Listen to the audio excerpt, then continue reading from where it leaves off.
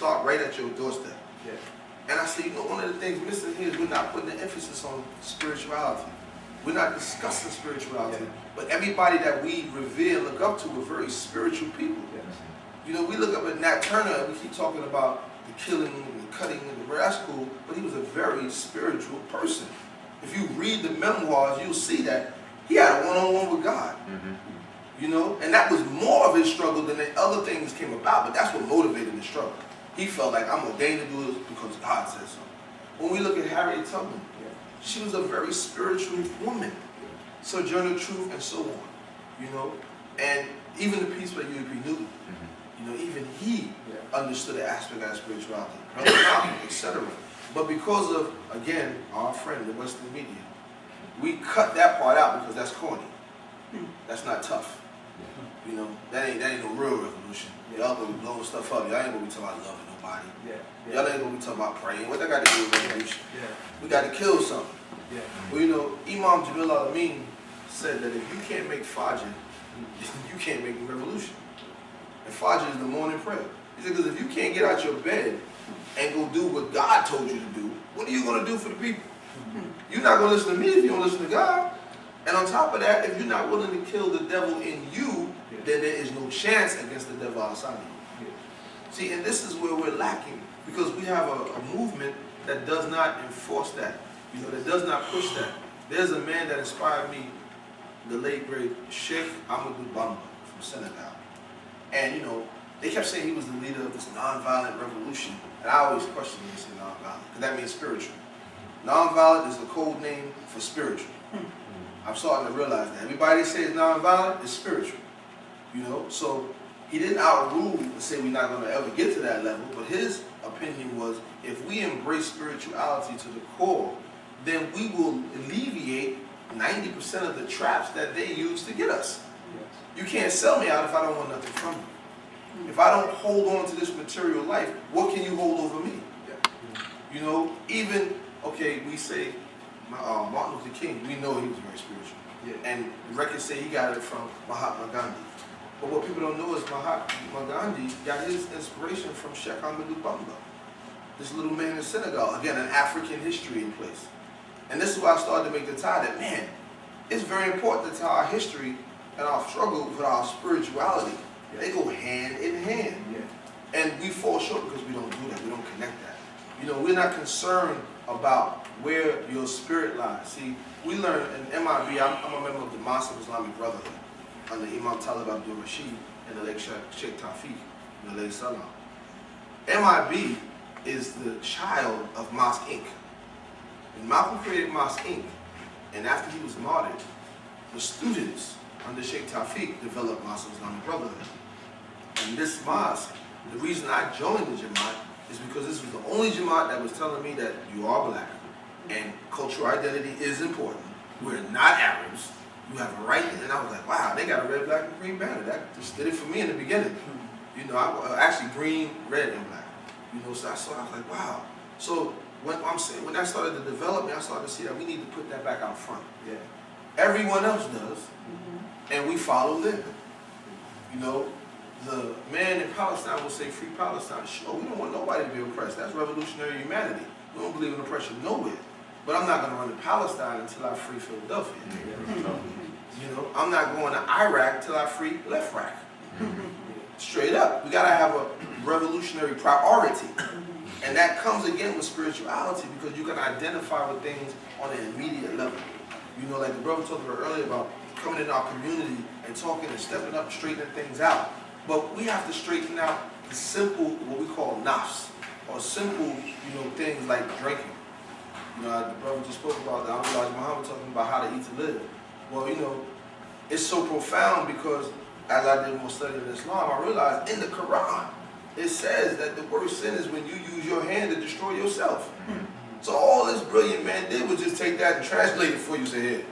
You know, and then I went on to find out that in the Sankordi Mosque in Timbuktu, they have a renovation project that's full swing now. They're starting to renovate, take a lot of the old text, put them on computer now.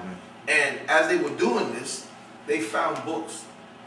This is why I say people cannot separate this history of Islam and the history of Islam. It's all one.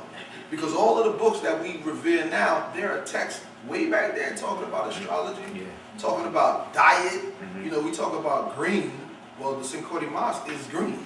It's mud. It's made from the earth. You can't get no greener than that. And it's been standing 800 years. You know, when we see that and we understand that the Sankoti Mosque was built mathematically, you know, mathematics is everything. If you look at the perimeter of the main courtyard, it is the same perimeter of the Kaaba. And how did the Africans do it? They didn't email each other. They didn't send a text over email. Somebody measured that and came back with enough length to say, look, this is what we need to do.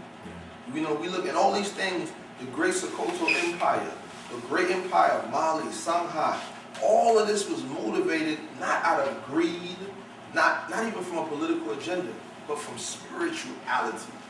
The love for spirituality and wanting to show the world, look what we got.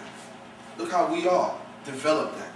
And it's the same lack of spirituality that promotes our enemies to want to take that from us. And if we operate like the enemy, we will never get out of this. It'll be like a round circle forever. You know, this is not to say we should not defend ourselves, and I think sometimes we have a false sense of what spirituality is. You know, we've been forced to believe that spirituality means passiveness.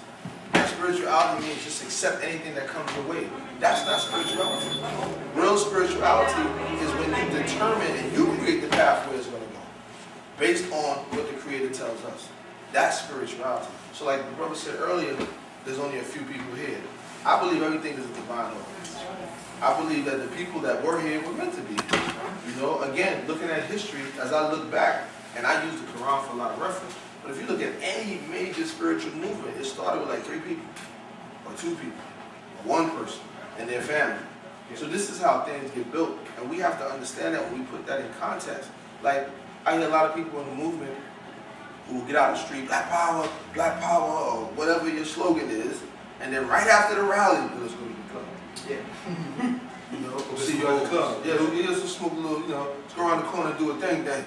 You know, and even in the text of the new Black Panther Party, the original Panther Party, and other organizations, there's an allowance to drugs. You can smoke, just not on duty. You can drink, just not at an event. You can do this, but not at that. And then, on the other hand, we'll worry about an agent. But you're the agent for your own destruction. See, we're the agent for our own destruction. Through the 60s, what I've learned from a lot of original Panthers is that the downfall of that era was that there was no moral discipline. We spoke about it, but it wasn't in place. They didn't investigate it far enough. And if anyone came around, they pushed them away. So now when you have this kind of moral decadence going on, it creates a void for the enemy to walk right in. You can have all the armies in the world, but if you don't have a spiritual connection, it's useless. Because you don't have a foundation. So what is it that you worship? Some of us worship PlayStation 3. Some of us worship the latest revolutionary videotape. I was telling a brother today about the prayer rug. And people turn the prayer rug into a prayer piece. It's just a rug. You know, you put it in front of your door if you want to. That's not spirituality. This is not spirituality. This is my choice as an individual, so I can come out in the world and raise a volume, raise a voice, this is who I am, look at me, so that we can have that dialogue. But with this or without this, that spirituality has to come from within. We have 4 parts that are called the heart, the soul, the spirit, and the mind. We have to understand that. And if you look at the teaching, see, one thing, I'm the type person, as an African, I never abandon one school of thought just because I got a new one. I take the best of that school of thought to the new school with me. You know, because every school of thought is applicable and it's given to you for a reason. That's what spirituality is like. Nothing by accident. You know, the brother earlier, Dr. Rahim, repeated a statement that I just repeated before I came here. And that statement, and then somebody else repeated another statement that I heard this morning. So that means nothing happens by accident. That's being in line with universal law. And when we see that,